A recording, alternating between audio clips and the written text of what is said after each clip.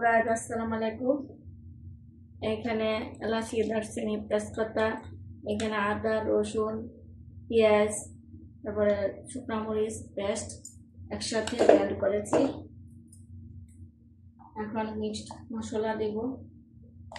Mixed মশলা দিচ্ছি, তারপরে লবণ হলুদ দিচ্ছি,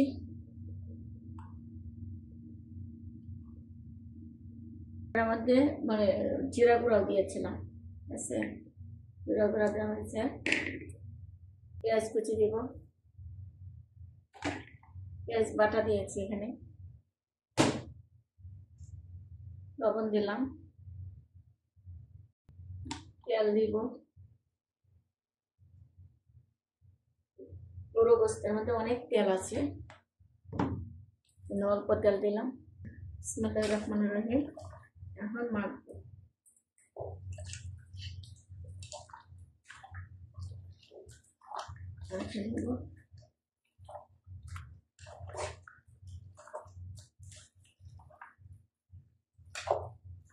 এখানে 3 কেজি গোস্ত আছে,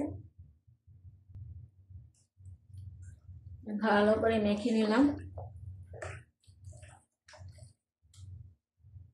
পানি দিবে,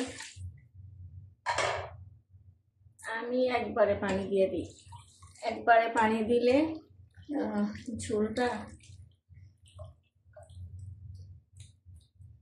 ভালো মানে খারাপ লাগে না। রিজের উপর লোকে এই গরু গোস্ত রান্না করছি আর মাছ ভাজা করব। এই যে হলুদ মরিচ লবণ সব কিছু দিলাম, এখন মেখে নেব। মাছ ভাজা করব আর গরু গোস্ত আর ভাজি।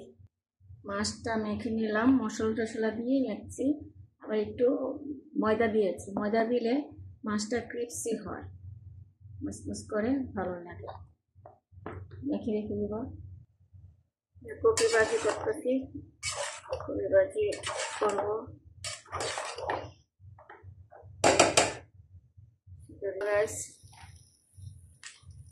মাছ ভর্তা বানাবো।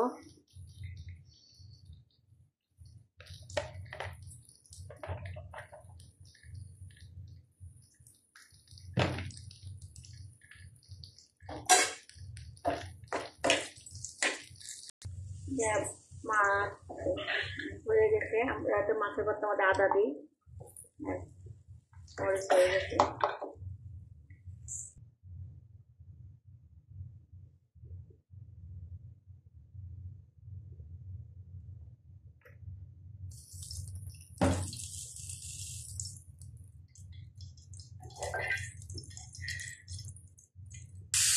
মাছ ভর্তা বানাবো, সেটা আরো মাছ আছে। হয়ে গেছে, এই মুহূর্তে আলুটা দিলাম, কারণ আলু সিদ্ধ হয়ে যায় তাড়াতাড়ি। অল্প আলু দিয়েছি, আমার ভালো লাগে আলু খেতে। এই যে আমার তরকারি হয়ে গেছে,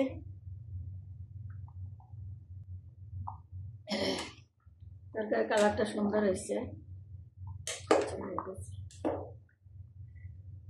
এখন মাছ ভাজবো।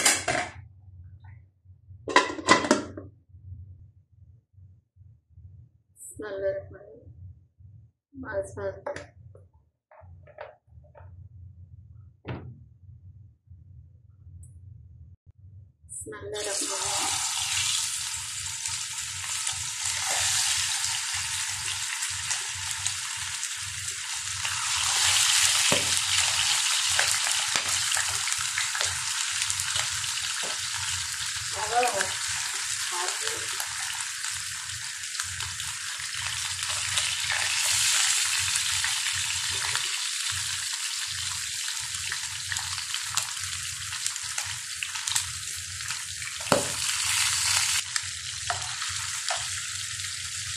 ময়দা দিলে দুটা ভালো হয়, দুটা কাজ।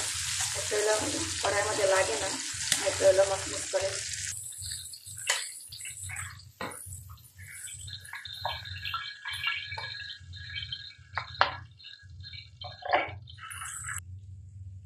এখানে কাঁচামরিচ আর আদা মাছ একসাথে মাংসটা দিয়েছি। এখন পেঁয়াজ, ধনিয়া পাতা,